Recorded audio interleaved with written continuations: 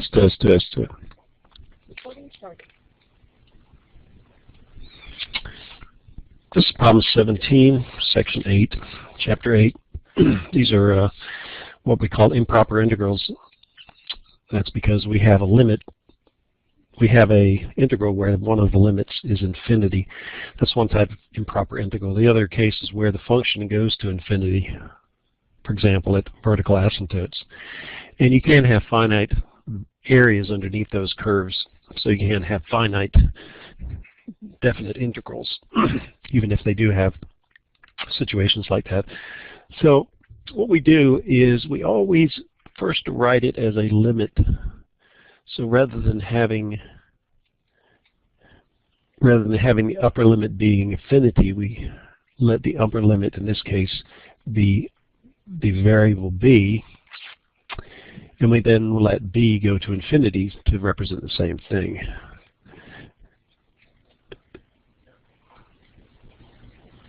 And it's just because sometimes you end up with having to use L'Hopital's rule, which involves limits, and if you didn't have the limit, you wouldn't be able to do that. So in some cases you can just plug infinity in there and it'll be pretty obvious, but there are cases where that's not true.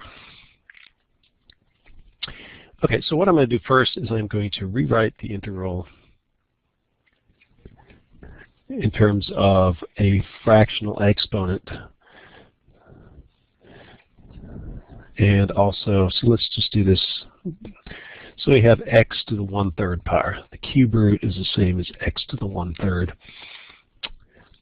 The next thing I'm going to do is I'm going to factor out the 3 outside of the integral sign.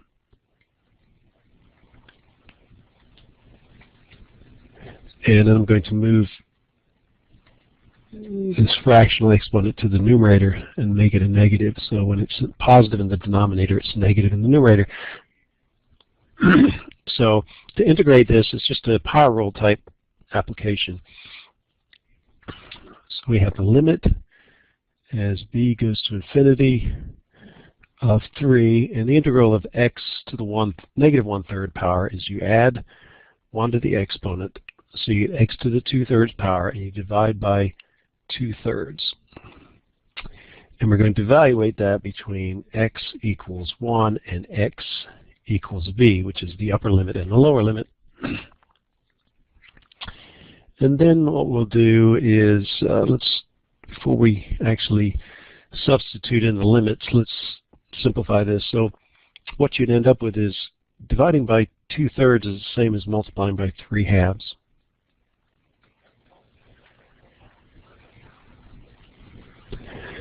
So we have 9/2 x to the 2/3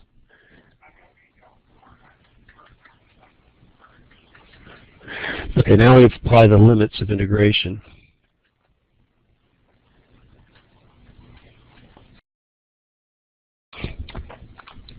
So we have 9/2. So we substitute in the upper limit. So we have b to the 2/3 minus 1 to the 2/3. So we're putting in b for x and 1 for x. Okay, now we take the limit in this situation. And so to take the limit, we can just plug the number in unless we get some kind of indeterminate result. And so we're not actually going to end up with an indeterminate form, because once we put infinity in here, you'll have infinity to the 2/3 power, and any number of b, infinity to any power except 0, is going to be infinity. So this first part is just going to give us infinity. So what that means is we can say that the solution diverges. Anytime the limit goes to infinity, we can say that the solution diverges. That just means it gets bigger and bigger and bigger, and that's it. Okay, so I'm just wandering over here to I'm trying to find my answer book to make sure that I have the right answer here. So let me just bear with me for a second for this first problem. and I'll be ready for the other ones when it happens. Yes, so it diverges in this case. Okay, so that's all.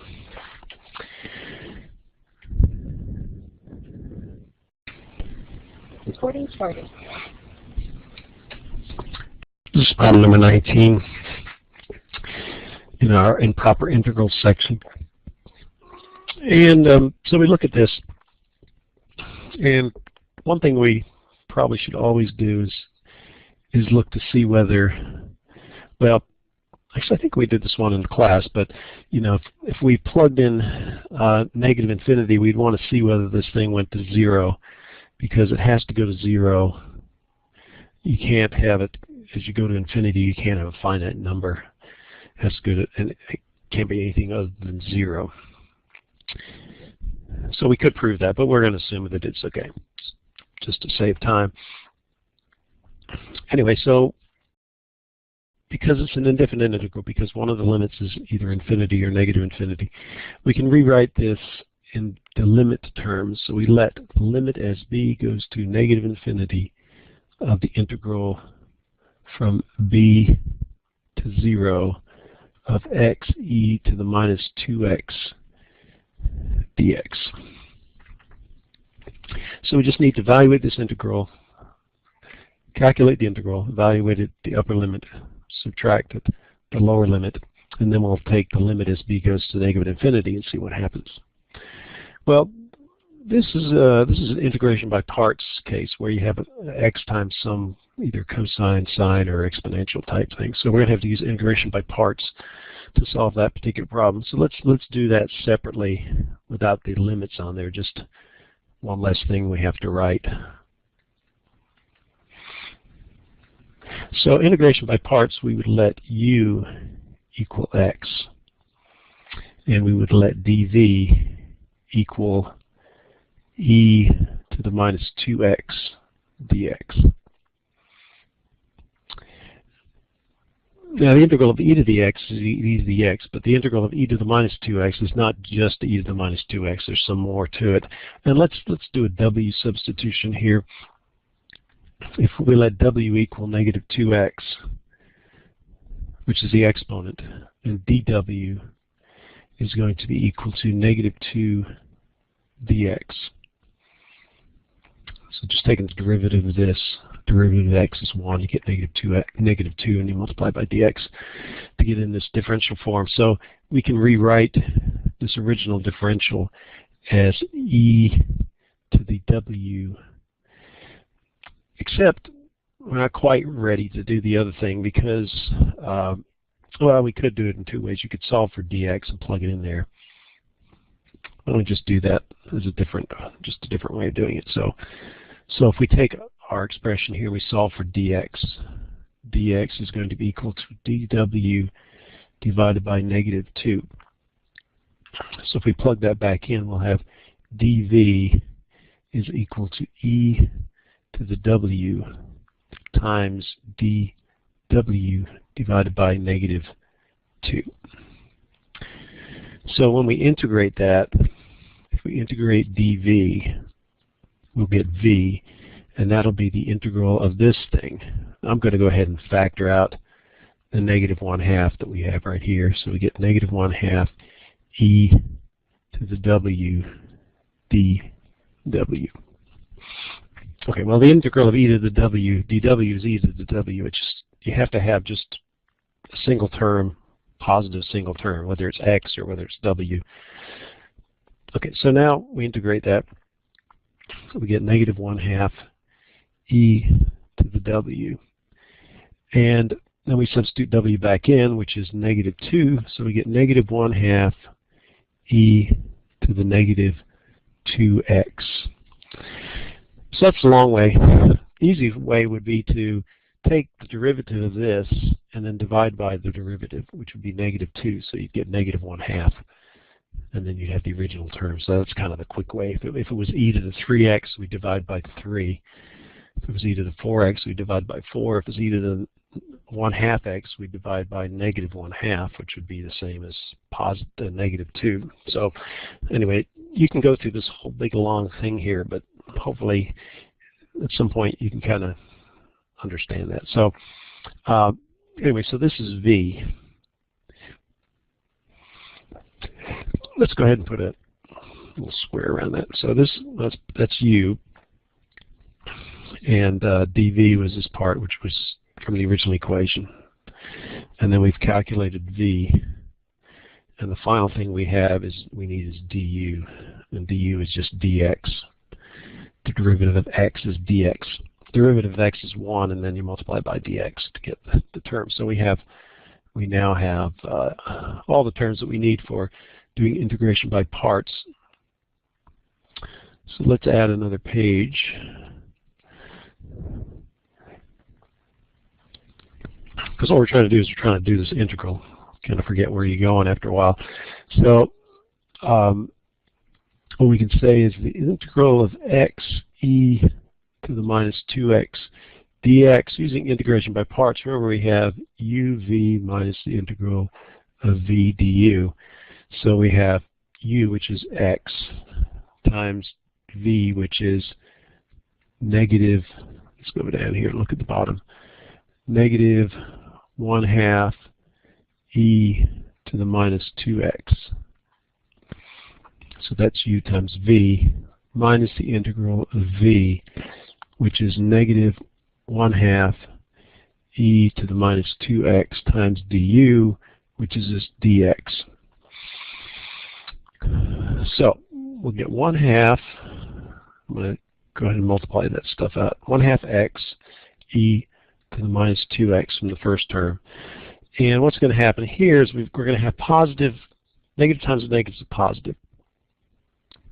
And then we have the integral of this. Well, it's 1/2. We can factor the 1/2 out. And the integral of negative e to the negative 2x dx, we just did that over here. So that is negative 1/2 e to the minus 2x. And I'm leaving the arbitrary constant off because ultimately we're going to be doing a definite integral. So we'll get negative 1/2 x e to the minus 2x minus 1/4 e to the minus 2x. So that is this integral here, which is the same as that integral there. So going back to where we were, what we have is the limit. So we're going back to this equation now that we've done the integral. The limit as b goes to negative infinity of the integral of that term, which was negative 1/2. So the integral of this is that.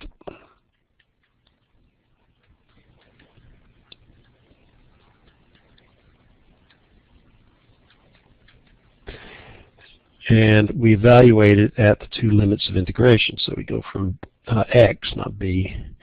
We go from x equals b to x equals 0. So now we plug in the limits of integration.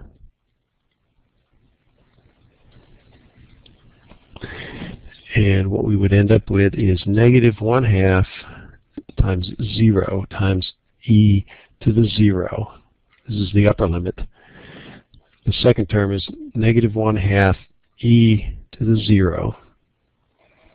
So that's the upper limit. And then we subtract the lower limit, which would be negative 1/2 times b times e to the minus 2b. So I'm plugging in b for x here. b, b, b, b. Okay, and then we have minus 1/4 e to the minus 2b. And we close that parentheses and we close that bracket. Okay, now what's going to happen now is we're letting b go to negative infinity. And so these terms, this goes to 0 because you have 0 times that. This one goes to e to the 0 is 1. So we'll end up with negative 1/4. Here we'll end up with negative infinity times e to the 2b, b would be negative infinity. So I've got to make sure I write this as negative infinity, not positive. This is b goes to negative infinity. Make sure that's clear.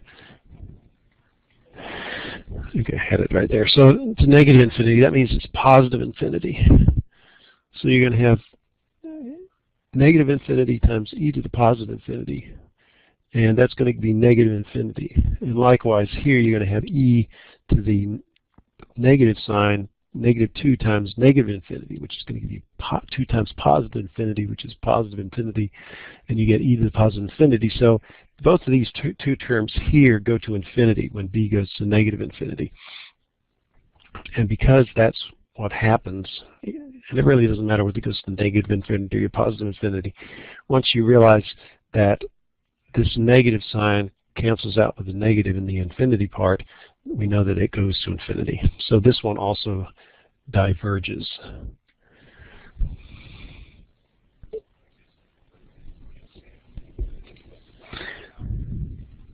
Now if it went to positive infinity, it probably wouldn't diverge because you'd have e to the minus infinity. When b is positive infinity, the negative sign, so that actually goes to 0. So this one diverges again. Recording started. Okay, this is problem 27, section 8.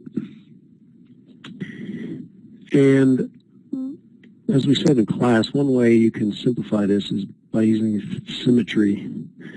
And this is a symmetric equation because this fact this is squared. So if you go to positive 1, you'll have 2 divided by 5, and if you go to negative 1, you'll have 2 divided by 5, and so it's even as far as the function is concerned.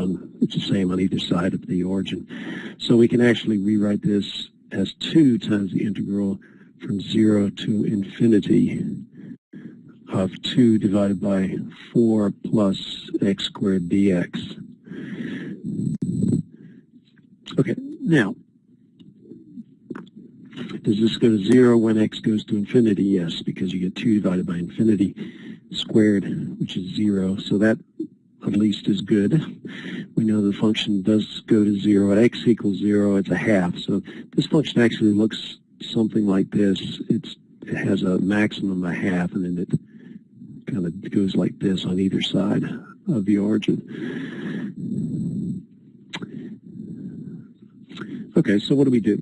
Well, we write it as a limit, so we'll take 2 times the limit as b goes to infinity of the integral from 0 to b of 2 over 4 plus x squared dx.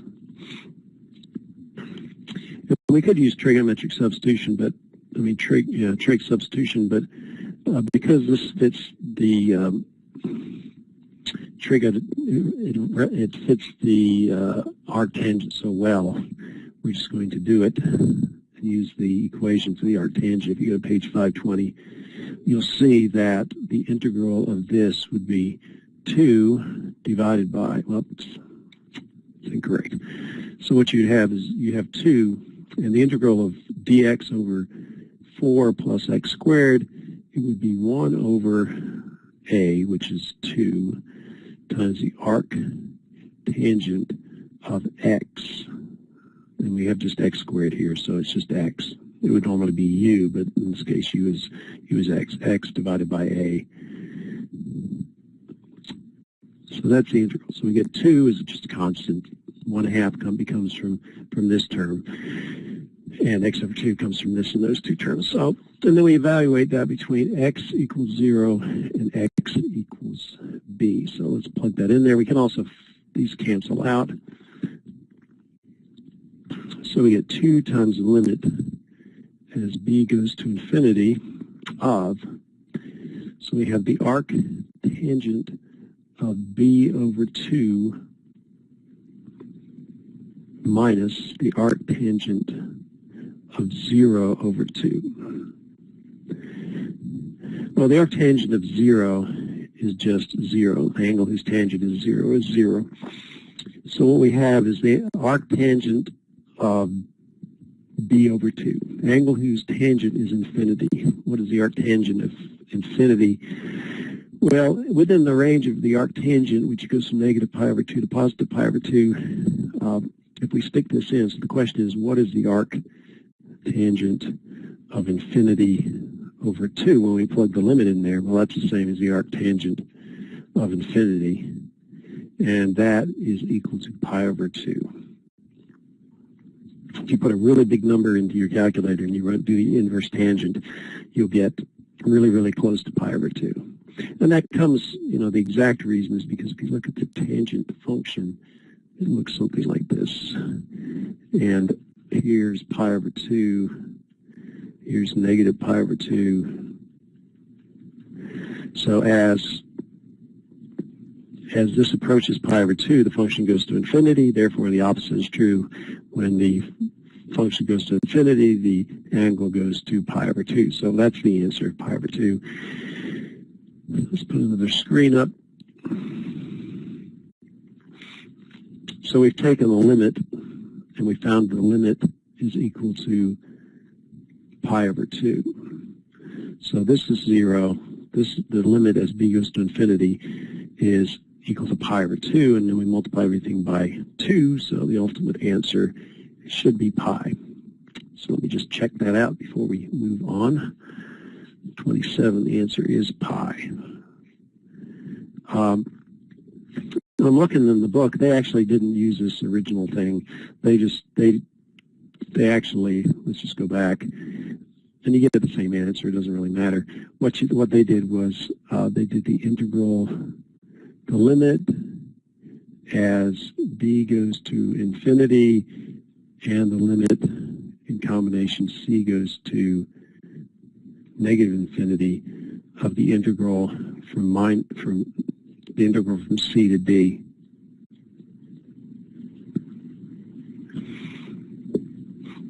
Of this thing.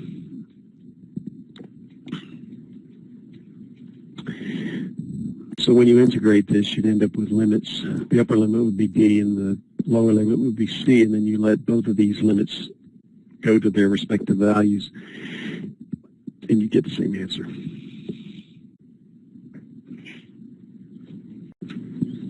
Recording started. So this is problem 33, which is one of the cases where, rather than having the limit, one of the limits be infinity or negative infinity, we have it where we have vertical asymptote. We have vertical asymptote at this point at x equals 0 because we'll have 1 divided by 0, which anytime you divide by 0, a number divided by 0 the function is undefined, or you can say it goes to either plus or minus infinity. But use the same procedure. You take the limit as this number b goes to, in this case, 0. You pick the limit where the function has vertical asymptote. So we go from b to 1 of 1 over x squared dx. And that can be rewritten as the integral from b to 1 of x to the minus 2 power dx. So then we can integrate.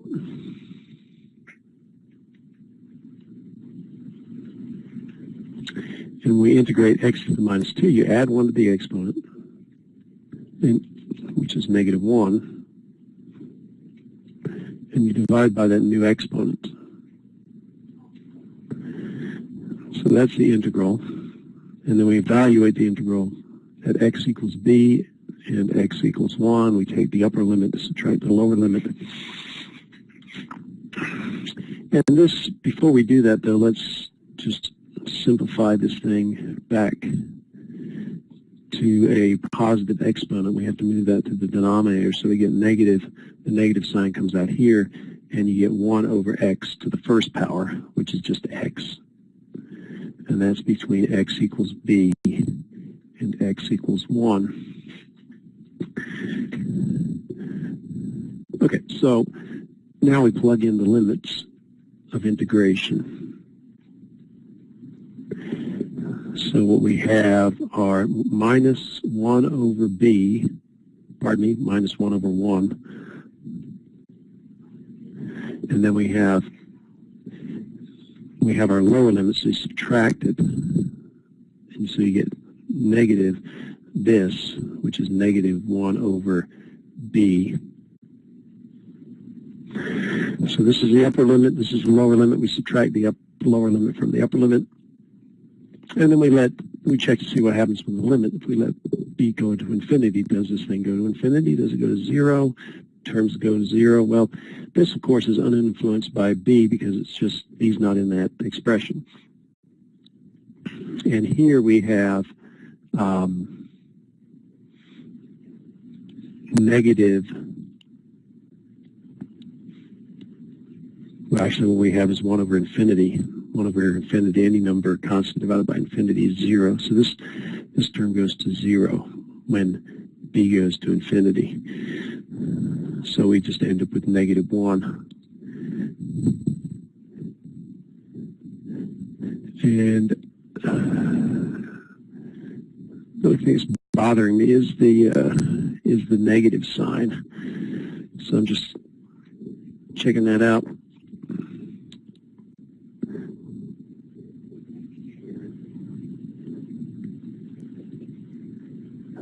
Well, yeah, that's the thing that's bothering me is correct. Okay, so actually, let's see what happens here. Yeah, I got to this point, and that should be to 0. So when b goes to 0, this thing goes to infinity. I was expecting an area, some kind of positive area, so we get negative times negative 1 over 0, not negative infinity. That's my problem. So as b goes to 0, this actually goes to positive infinity. So you get positive infinity minus 1, which is still infinity. So it goes to infinity, and therefore we say that the solution diverges.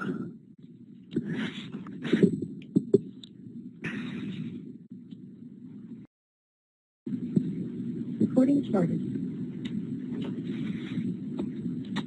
Okay, problem 38, which is again another example of where we have a vertical asymptote. The vertical asymptote is at 0. We don't have vertical asymptote because it's divided by 0. It's just because the natural log goes to negative infinity as x approaches 0.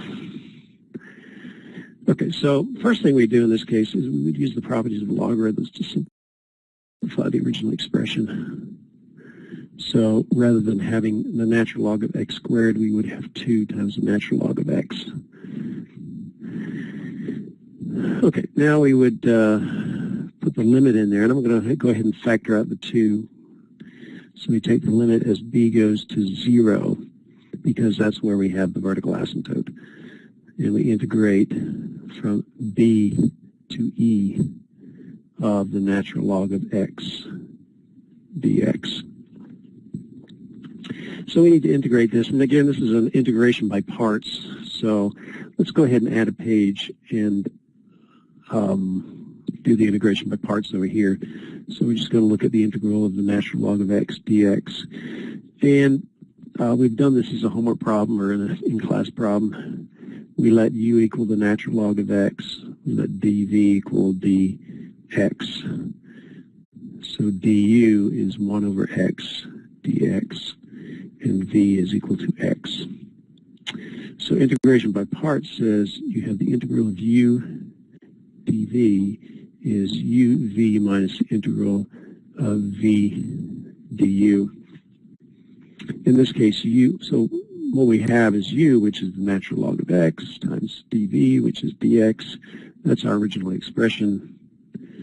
And so we multiply it. So we have x times the natural log of x. That's v times u. And then we have minus the integral of v, which is x, times du, which is 1 over x dx. So it's this times that. And you can see the x's cancel out, and you just end up with the integral of dx. So the answer, and I did that reasonably quickly because we've done it before. So that's the integral. So when we integrate this, we'll get 2 times the limit as b goes to 0 of the expression x times the natural log of x minus x evaluated between x equals b and x equals e. Okay, so now we plug them in. So we get 2 limit as b goes to 0 of, okay, so we take the upper limit, so we'll have e times the natural log of e minus e. So that's the expression evaluated at the upper limit. And we subtracted the lower limit, so we have b times the natural log of b minus b. So what do we get? Well, 2 limit as b goes to 0 of, okay, the natural log of e is 1. So we just get e, and then we get minus e from the second term. So that goes to 0. The second thing we have is b times the natural log of b minus b. Well, when b goes to 0, so this goes to 0 just because of that, and this goes to 0 because when the limit goes to 0, when b goes to 0, that term goes to 0. So the only thing we have left is this product. And the so what's going on is we have 0 times the natural log of 0, which is negative infinity. If you think about the natural log, it looks something like this. And so as b approaches 0, you go to negative infinity. So we have an indeterminate form. So that's all we have left, really, after we do everything, is we have 2 times the limit as b goes to 0 of negative b times the natural log of b.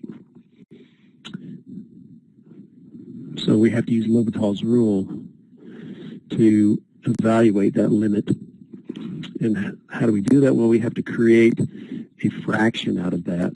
So what we have is 2 times the limit as b goes to 0.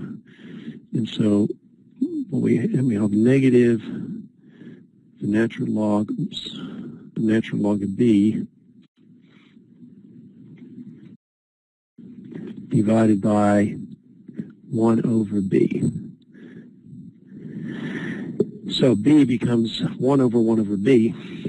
So we take the derivative of that. That's what L'Hopital's rule says, is we can take the derivatives.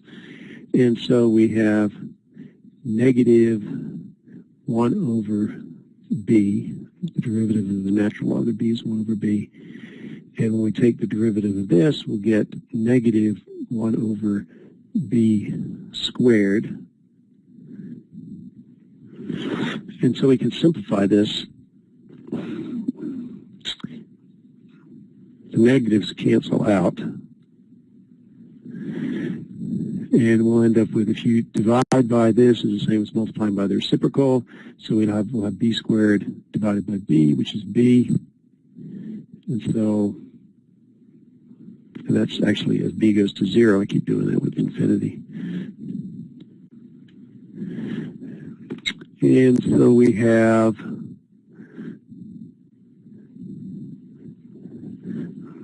well, that would say it's 0. And all the terms go to 0. That doesn't make sense. So apparently I've made a mistake here somewhere. And let me just look at the solution to see. Oh no, that's right. It is 0. Interesting. So the answer is 0. So how the heck do you get 0? Well, let's just look at the curve. And let me draw an axis. So if this is the natural log function. And what we're looking for is the integral from 0, x equals 0, to x equals e. So this is 1. Where it goes to 0, and then when we get e here, we get 1 over here. So what we have is we have this area and we have that area, basically. So we have a positive area, we have a negative area. And it turns out the positive area and the negative area exactly match, which is kind of a cool fact. So what I'm going to do is actually I'm going to open up the graphing program just so we can look at this in a little more detail. So just hold on a second while you have a blank screen. Okay, so now I've got the graphing program up, and I will share that with you guys. Okay, so there's the graphing program. So what I'm going to plot is the natural log of x, ln of x.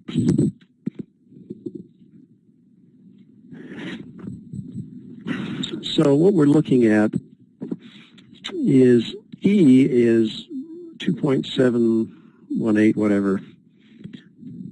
So if I went to E and I drew a vertical line, if I can draw that. Something's happening. It's not shared with that anymore. Let me go back here again.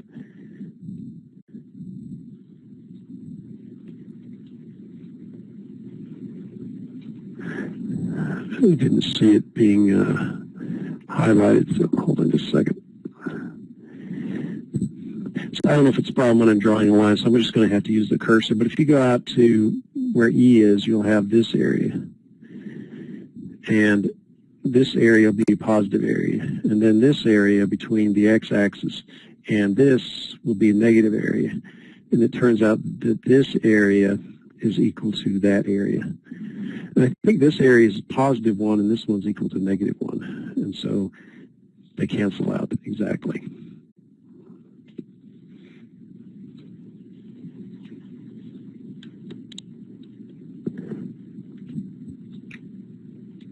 So I'm just trying to stop everything here.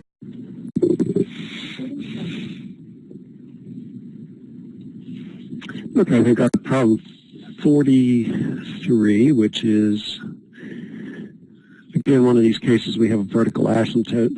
If you let x equals 2, the denominator in this expression will go to 0. So we're going to have b equal the lower limit of this integral. So we'll need to rewrite it as such. So we have the limit as b goes to 2 of the integral from b to 4 of 1 over the square root of x squared minus 4 dx. So we have to evaluate this integral. We don't have, it's not one of the inverse trig functions directly, so we have to actually use trig substitution to do this problem. So we're going to do that on a separate page, and then we'll come back to this. So let's draw a triangle. So this is our good triangle. We have to turn it the other direction because I can't handle that. So there it is. And so we're going to let this be theta. And because we have x squared minus 4, we're going to be using the secant. Remember, if it was 4 minus x squared, we use the sine. If it was x squared plus 4, it would be the tangent. But in this case, it's the secant. So we say the secant of theta is going to be the hypotenuse over the adjacent.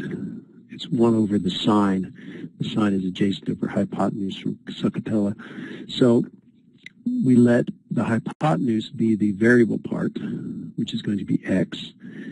We let the adjacent side be the constant part, which is the square root of 4 from here, and that's 2. And if we use the Pythagorean theorem, we get this squared plus that squared is that squared, and if you solve for this side, the unknown side, you would end up with x squared minus 4, which matches that, so we're all happy now.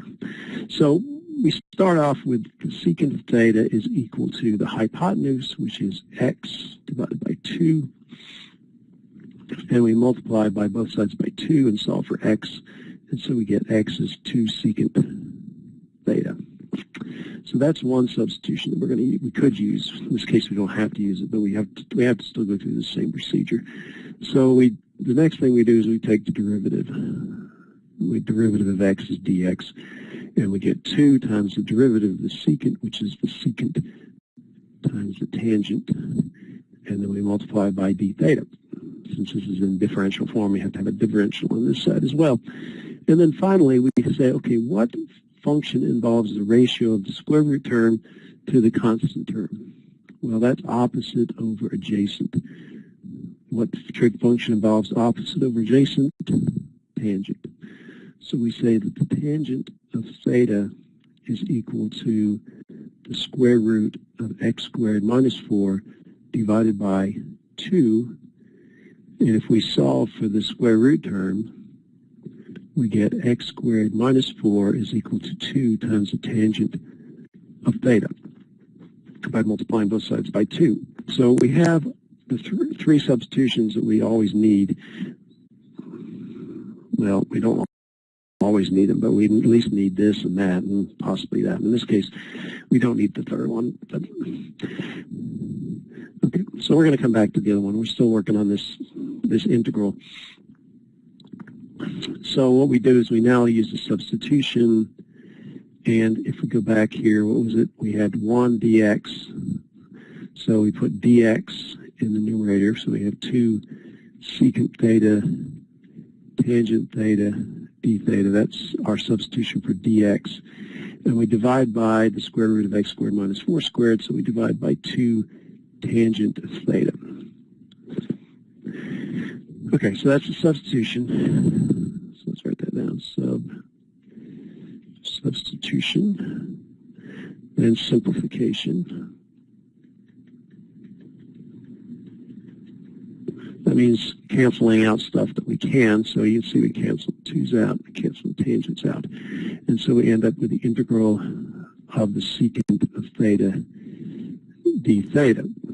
So then we go to page 520, which has the lists of simple integrals. And so let's do that. The integral of the secant of theta is equal to the natural log. So the answer is, take that off of there. So we have the natural log of the absolute value of the secant of theta plus the tangent of theta plus c. We're not worried about c in this case. Or are we worried about c? Do we need to worry about c? No, because we have limits of integration. So then we need to substitute back in for secant of theta and tangent of theta. Well, we already have that. Secant of theta is x over 2, and the tangent of theta is equal to the square root of x squared minus 4, it's referenced right here, divided by 2. So with those substitutions in place, we get the natural log of x over 2 plus the square root of x squared minus 4 over 2.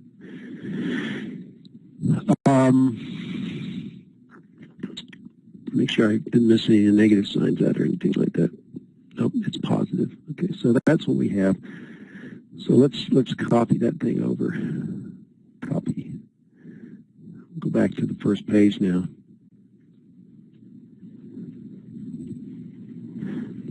So let's just make it one page. And we paste it. Okay, so there we go. So now all we have to do is just put the limits in front of it. The limit as b goes to 2 of this whole thing. We have to evaluate this from x equals b to x equals 4. So let's do that. Limit b goes to 2 of, so we get the natural log of the absolute value of 4 over 2 minus the square root of 4 squared minus 4 over 2. So that's the upper limit. Make sure I did that right. Okay, and then you subtract off of the lower limit. So we subtract the natural log, the absolute value of x, or b, so let's put b in here, b over 2 minus the square root of b squared minus 4 over 2. And put the brackets there. Okay, so now we're going to take the limit as b goes to 2. So what happens? Well, the first part's unaffected by it, so we can just write that out. We have the natural log of 4 divided by 2 is 2, minus, we have 16 minus 4, which is 12, so we have the square root of 12 divided by 2, and we hope this is greater than 0, because if it's not, we're in trouble, because we'd have a negative argument. Square root of 12 is going to be 3 points, it's going to be less than 2. I mean, it's going to be less than 4. And if you have 4 divided by 2, you get less than 0. So this will turn out to be positive. Okay, for the second part, we have minus the natural log of 2 divided by 2 minus the square root of 2 squared minus 4 over 2. And this goes to 0, because you have 4 squared. 4 minus 4 is 0. And here you have 1. So we have the natural log, the absolute value of 2 minus the square root of 12 over 2 minus the natural log of 1. But the natural log of 1 is 0. So the final answer is the natural log of 2 minus the square root of 12 over 2. And this is actually 2 times the square root of 3, so this would be the natural log of 2 minus the square root of 3, and the square root of 3 is less than 2, so that's still a positive quantity. So if I've done all that correctly, this is problem number 43.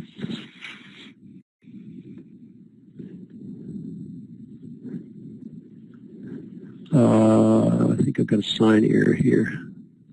What did I mess up?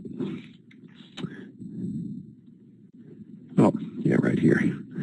Okay, I don't know why I had a negative sign. This should be positive. That's positive. That's positive. That's positive. Positive. Positive. Positive.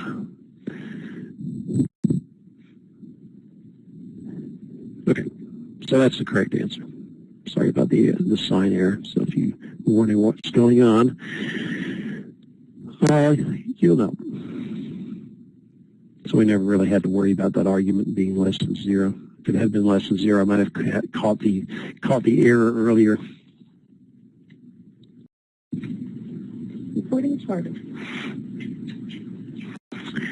Okay, so this is problem 53, and they tell you to use exercises 49 through 52 to determine whether it diverges or converges. We talked about, in general, what happens here in terms of the shape of these curves, and kind of like the splitting point is 1 over x, and I don't know if there's any problems where they have 1 over x as, they actually do have, 34 has something like that. Anyway, if you look at these curves, if you looked at 1 over x cubed, what you'd find out is that it approaches the x-axis much more quickly than it approaches the y-axis. And therefore, if you integrated from 1 to infinity, you would get a finite number. But if you integrate from 0 to 1, you get a larger number. Now, if you looked at, so this is 1 over x cubed. If you looked at 1 over x to the 1/3 power, where you're taking the cube root, you would end up having it approach 0, and then more quickly than it approaches infinity. And so in this case, it would converge as you go to 0, from 0 to 1, but it would diverge as you go from 1 to infinity. So just looking at those shape of the curves and just in general, and that's what 49 through 52 really tell you. So really fitting this kind of curve. And so in this case, we would say it diverges. And we could go through the whole spiel as far as doing the calculations. It's just any time. Let's just look at the case of what would happen if you had 1 over x dx from 0 to 1. And well, then we'll do also the integral from 1 to infinity of 1 over x dx. So what we would do is we take the limit as b goes to 0 of the integral from b to 1 of 1 over x dx. So the integral of that is the natural log. So we'd end up with the natural log of the absolute value of 1 minus the natural log of the absolute value of b. When we apply the upper limit and the lower limit, and the natural log of 1 is 0, and as the natural log goes to the natural log of something goes to of 0, you go to negative infinity, and this ends up being it would be equal to positive infinity. Now, if you pick anything other than you pick something that is, and if you did the same thing in this case, you would have the same. What would happen in that case? Let's see. So we're going to look at the second case. So we'd have the limit as b goes to infinity of the integral from 1 to b of 1 over x dx. And so you'd have the limit as b goes to infinity of the natural log of b minus the natural log of 1. Again, that goes to 0, and then when you take the natural log of infinity, you get infinity. So it goes to infinity, same thing.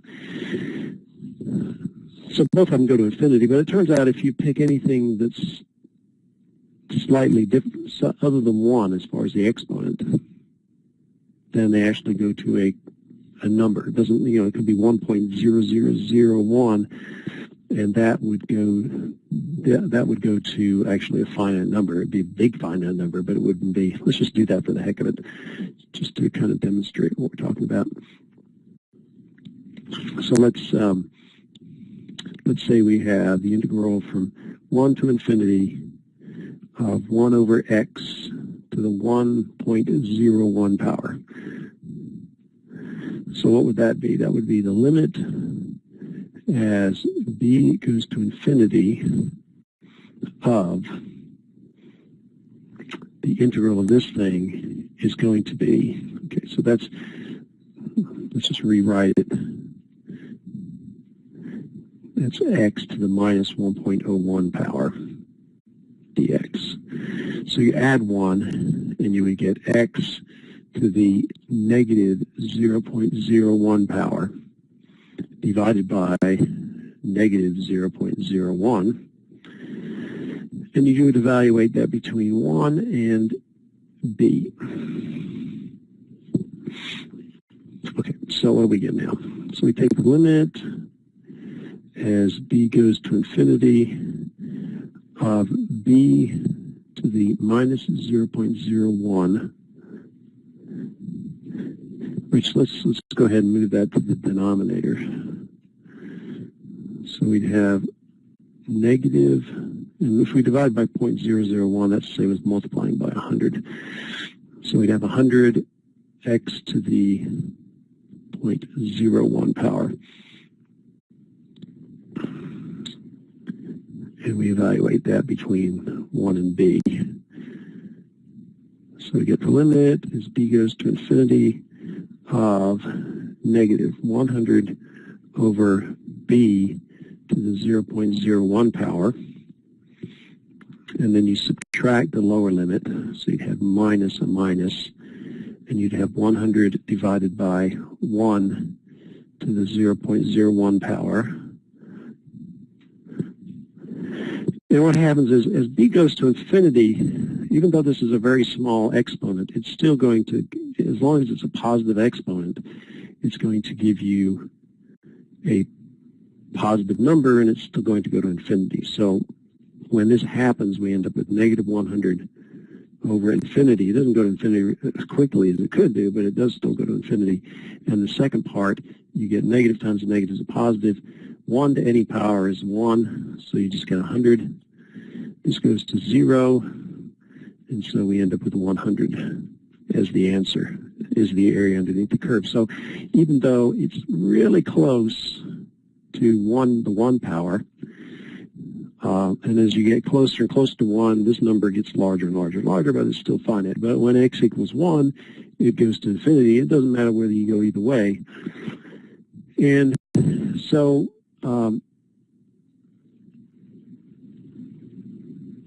but in this case, if I went from 0 to 1, I would end up having it going diverging. So, it just has to be a little bit different, but not very much different.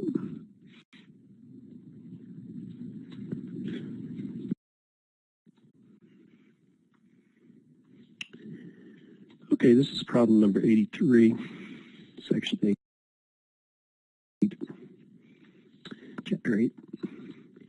So anyway, this is for you guys who take physics. This should look somewhat familiar. So it says what we have is a loop, actually a coil. So it could be more than one loop. So we got these coil created by these wires going around the loop. And you have a axis right through the middle. So it's through the middle of the loop.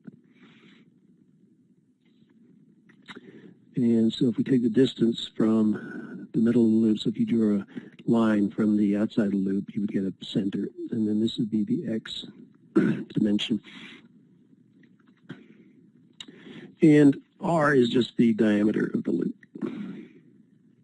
So that's r. And we're looking at some point out here. So the question is, what is the magnetic potential? Actually, what it is, I think, is the magnetic field. Not the magnetic field. What is it, the magnetic field? It's the B, which is the magnetic field. Yep. So anyway, what it says is that according to this definition, magnetic potential is 2 pi. We know what that is, the numbers, and which is the number of turns, the number of loops, I, which is the current, r, which is the radius of the coil, k, which is a constant, and then we integrate from c, some distance c, which is, magnetic potential. I got it. So this is some value. This is x, and x equals c is right there. So we integrate from c to infinity, and the integrand is as such.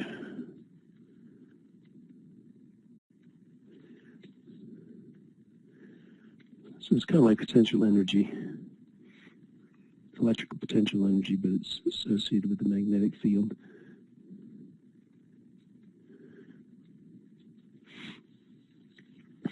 So this integral, we have the variable x, we have the constant r. So this is like a squared plus u squared. We have it to 3/2 power, which means that we can't use just the inverse trig function. If it was just the first power, we could use the inverse tangent, arctangent.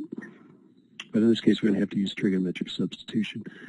So the only difference between what we did for trig substitution and this is that we would rewrite P as 2 pi n I r over k, and then take the limit as b goes to infinity of the integral from c to b of this thing.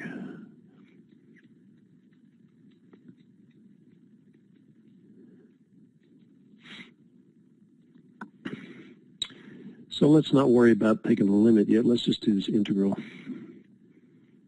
So we want the integral from, let's do the indefinite integral, and we'll plug the numbers.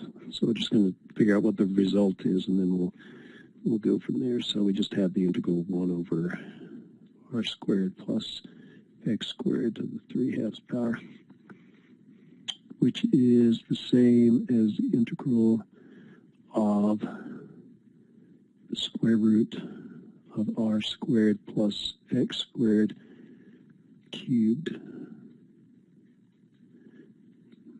Don't forget the dx. So because they're added together, we use the inverse tangent. So we use the tangent as our basis for this trig substitution. So theta, you put the variable on the opposite side and you put the constant on the adjacent side, and the resulting hypotenuse is the square root of r squared plus x squared. This squared plus that squared is that squared. If you want to actually find the value, take the square root. So our substitutions are going to be that the tangent theta is equal to x over r, or solving for x, it's r tangent theta. We don't actually need the x substituted, but we need to substitute for dx, so we need to take the derivative. So we'll end up with r secant squared theta d theta. The third substitution is this square root thing, so we take the ratio of this to the constant. R is a constant. It's a variable, but it's a constant. I guess, is that true? I mean, we can change r, but it doesn't, we can change r to a value, but once we do the calculation, it remains constant. Okay, so what's the trig function that involves hypotenuse over adjacent?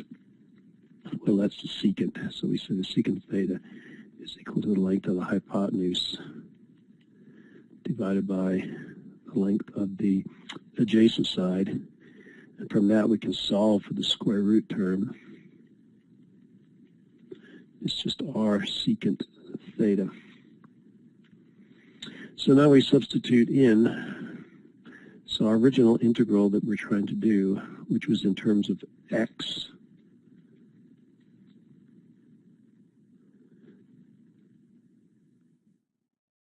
is now rewritten in terms of theta.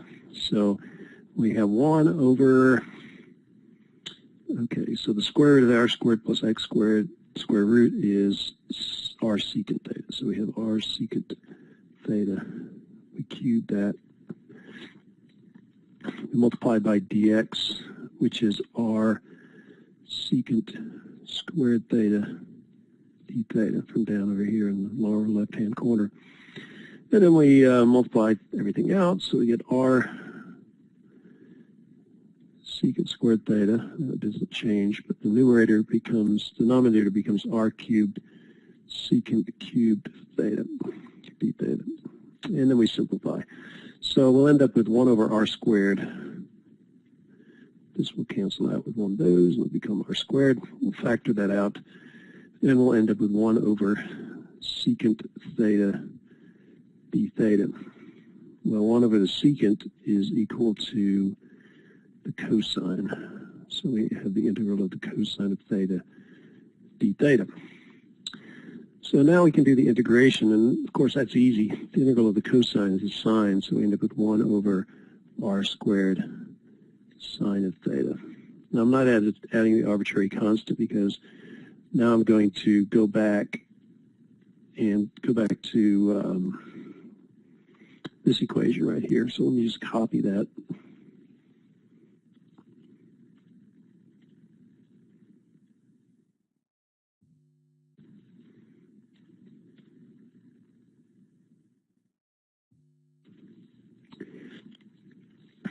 So what I have is this part without the limit. So what I'm going to do is have the first part. So I get 2 pi n I r over k. The limit as b goes to infinity of 1 over r squared. Oh, well, I can't do that yet, because I need to convert that back to x. So I didn't do that yet. So if we look at our triangle, what we had was x over x and r. This is the square root of r squared plus x squared. And what we want is the sine of theta. So the sine of theta is the opposite over the hypotenuse. So we get x divided by the square root of r squared plus x squared. So our final answer here is 1 over r squared times the sine of theta, which is x divided by the square root of r squared plus x squared. Okay, so that's what we're going to use. So we get 1 over r squared. We already had, okay, 1 over r squared, and then we have this part. So we have x over the square root of r squared plus x squared evaluated between c and b. Now we substitute in the limits of integration.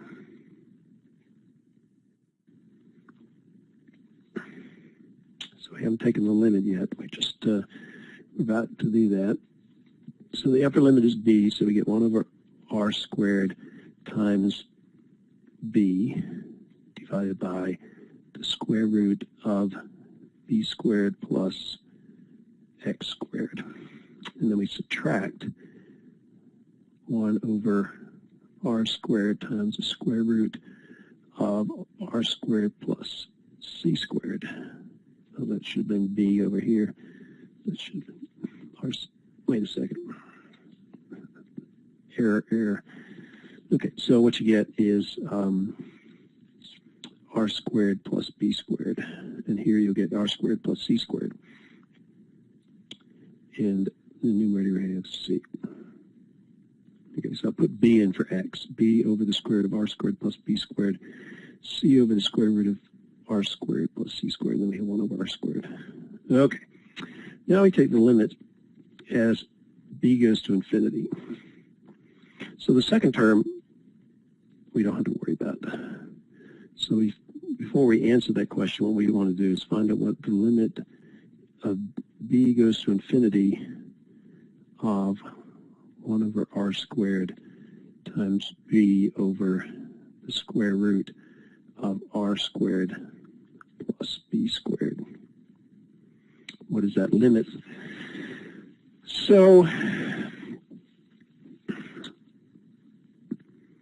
well, the r squared is a constant, so we can pull that outside.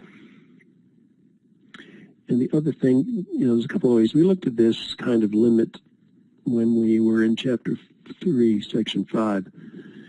And what we would see, just from a numerical standpoint, is that this would equal 1. Because you have this term becoming insignificant when b goes to infinity. So you end up with b over the square root of b squared, which is b over b, which is 1. That would be one way of doing it. But we can use L'Hopital's rule. So what we would say is the numerator be f of x, and we'll call it b. The denominator is the square root of r squared plus b squared. So we take the derivatives of each one of those, the derivative of b with respect to b, and I guess that should be f of b, not f of g. So let's put b in there. The variable is b. F of b is b. G of b is that. F prime of b, derivative of b with respect to b is 1. The derivative here would be 1/2 r squared plus b squared to the minus 1/2 times 2b. It's using the chain rule. So this is the square root. Square root of r squared plus b squared is r squared plus b squared to the 1/2 power. So you get 1/2, the old exponent. You reduce the exponent by 1. You multiply by the derivative of the term in the parentheses, which is the chain rule. And so what's going to happen here,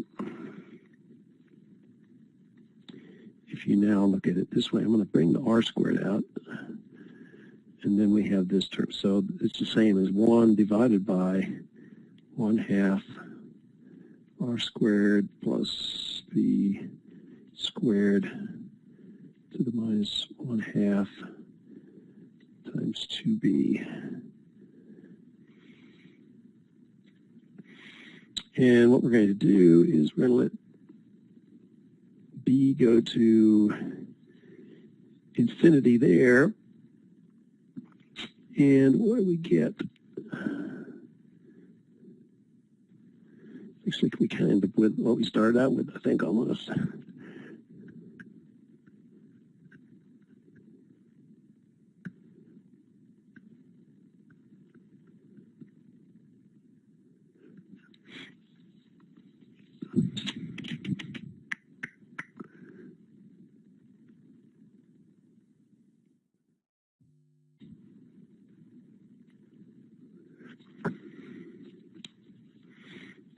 Well, I know the answer is 1 for that. I'm not sure what I can do about it. See, what's happening is this is basically, if I rewrite this,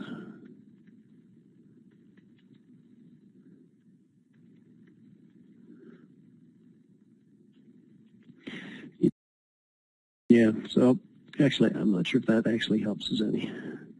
It seems like we end up back where we started. So what we could redo is we could rewrite this as, I need to bring r squared out. So if you multiply the numerator and the denominator by 1 over b, like that, you'll end up with 1 divided by the square root of r squared over b squared plus 1. So when I have 1 over b, and this is a positive square root, I can bring that as 1 over b squared into the square root. So I get r squared over b squared and b squared over b squared, which is 1. And you can see if I take the limit as b goes to infinity, this part goes to 0, and you end up with 1 over the square root of 1. So the answer is 1 over r squared. So that's the answer for this part. So the first part becomes 1 over r squared. So we'll get the final answer is 2 pi nir over k times 1 over r squared minus c divided by r squared times the square root of r squared plus c squared. And the answer's in the back of the book, so I don't have my answer book here, so I'm just going to look at that and make sure that I've done everything correctly. I'm pretty sure I have. Okay, this is chapter 8.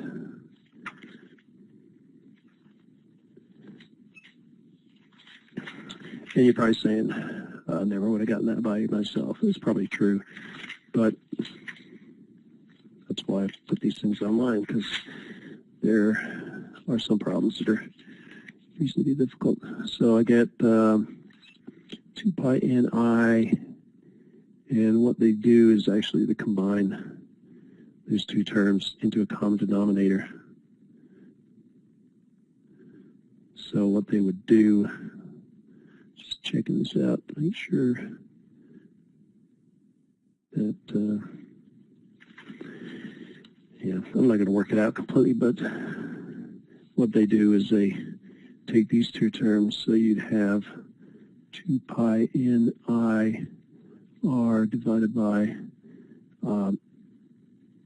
you can actually factor out the r squared, so you'll end up with 1 minus c divided by the square root of r squared plus c squared. See, this cancels out with one of those, and when you find the common denominator,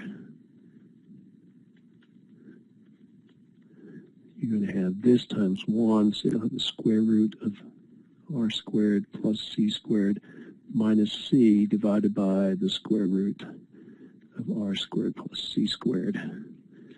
I think that's what the answer is in the book.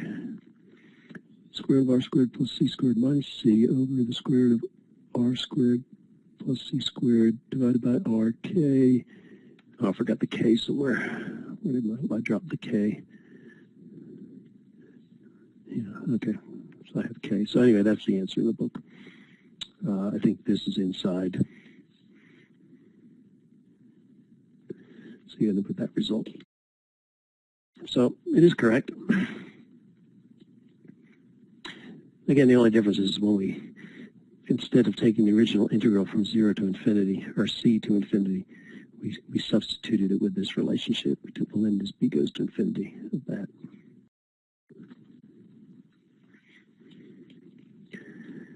Okay, this is problem 84. So let's read it. A semi-infinite uniform rod occupies the non-negative x-axis. So here's our axis. This is a rod, so I'll make it like this, like that. It actually goes to infinity, so I'm showing this stopping here, but actually it keeps going on to infinity. So okay. The rod has a linear density delta, which means that a segment of length dx has a mass of d delta dx. So we take a small segment of this, we call that dx. It has the property of delta, and so the mass, that's mass per unit length. So the mass of that dm is just equal to delta times dx. A particle of mass m is located at point negative a, 0. So here's some mass. That's at negative a, comma 0. So the rod is in the positive end. The dot is at negative a. The gravitational force that the rod exerts on the mass is given by. So we have a gravitational attraction between the mass at this point and the rod. The thing is, the rod is not at one location, and it doesn't go to, it goes to infinity. So it's, this part's going to have the highest gravitational force because it has the smallest distance. Remember, for calculus people, the universal law of universal gravitation says you have g times the mass of one object times the mass of the other object divided by r squared. So the thing that's tricky here is that, say, m1 is this mass, m2 has a varying mass, and it's because it doesn't have a finite length. It doesn't have a center mass, so you have to integrate from here to infinity. Once you get to infinity, there is no gravitational force, because if r squared is infinity, then this goes to 0. But you still have to add up all these stuff. So anyway, what you get is the integral from 0, x equals 0 to infinity of g times m. So g is the universal gravitation constant, m is the mass of this thing at negative a. And then you have delta, which is the mass per unit length, times dx. So that's m2, that's your little mass. And then you divide by a plus x squared. So this is x, this is a is fixed, x varies. So you add these two together and you square them, which is the distance. So that all makes sense. So but the thing is that instead of saying the second mass is located in one location, it's distributed over multiple locations. So all we have to do now is solve the problem. So because we have a limit which involves infinity, we don't take the limit, we don't use the upper limit as infinity, we take the limit as b goes to infinity of the integral from 0 to b of this expression.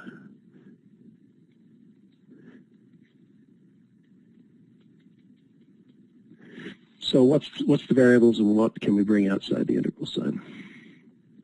Well, g is a constant, m is the mass that's here, so that's constant as far as integration is concerned. So delta is a property of the material, so it's kind of like density, but it's mass per length instead of mass per volume. Our variable is x. So what we can do is we can go ahead and bring all the constants outside, both of the integration and the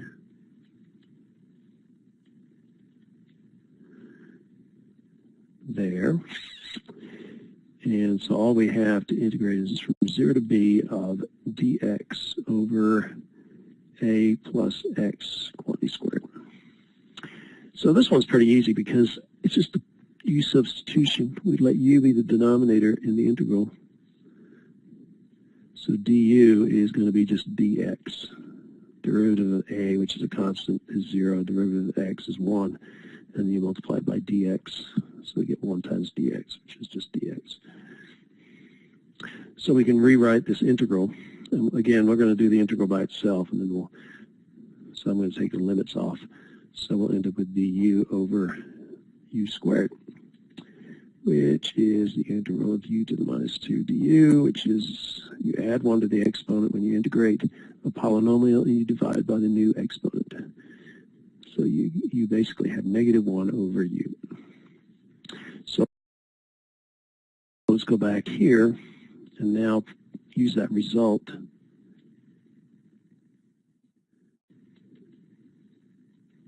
So we'll plug in the upper limit, which is b. So we get negative 1 over b minus the lower limit, which is negative 1 over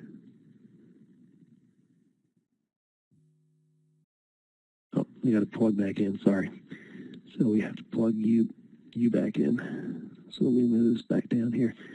So I forgot to substitute back in. So we get negative 1 over u. U is a plus x.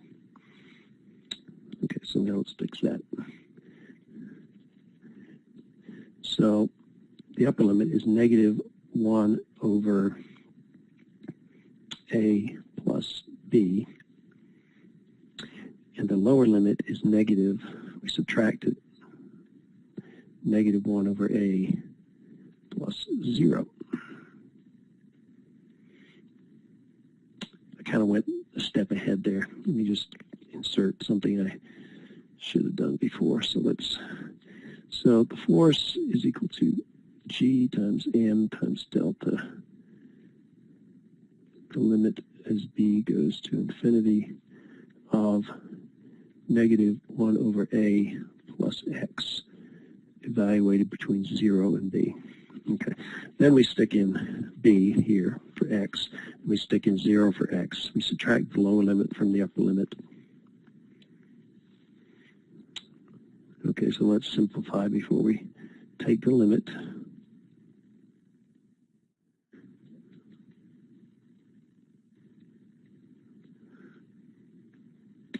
So we get negative 1 over a plus b plus 1 over a. Then I'll take the limit. Well, the second term does involve b, so that just stays the same. The first term goes to 0 because you get negative 1 over infinity. Any number over infinity is 0, so that goes to 0. So the final answer is mg delta divided by a. And that's it. So I'm trying to think what that means. Let me make sure I got all that right. Does it have the right units? Let's look at the units. Because what that has to be the same as G times M divided by R squared. But delta is equal to mass per unit length. So if we do that, you'll get G times M times mass, and then you'll divide by length squared. So that makes sense. So that's interesting. Anyway, let's go just back and review. Make sure I did this right. I think I did. Okay, so there's the equation. I replace the upper limit with b. I take out the constants. I have this integral. I say, okay, I can use u substitution here. I don't need to use trig substitution. So I'll let this term be a plus x. So du is equal to dx. Okay. So this integral here becomes du over u squared. I integrate it. I convert it to a negative exponent. I add 1 to the exponent divided by the new exponent. I rewrite it as u to the minus 1 is 1 over u. I plug u back in. Then I go back to this equation and plug in to the integral. and I show the limits from 0 to b. So then I plug in the limits. So for x I put in b, and for x I put in 0. I subtract the lower limit from the upper limit. I take the limit as b goes to infinity, so this term, the denominator goes to infinity, 1 over infinity is 0. This becomes plus 1 over a, and it doesn't involve b, so it's just 1 over a, so that comes outside. I get the answer. I check to make sure the units look right, which they do, so I'm feeling pretty good about that. I don't have the answer, but I'm pretty darn sure that's right.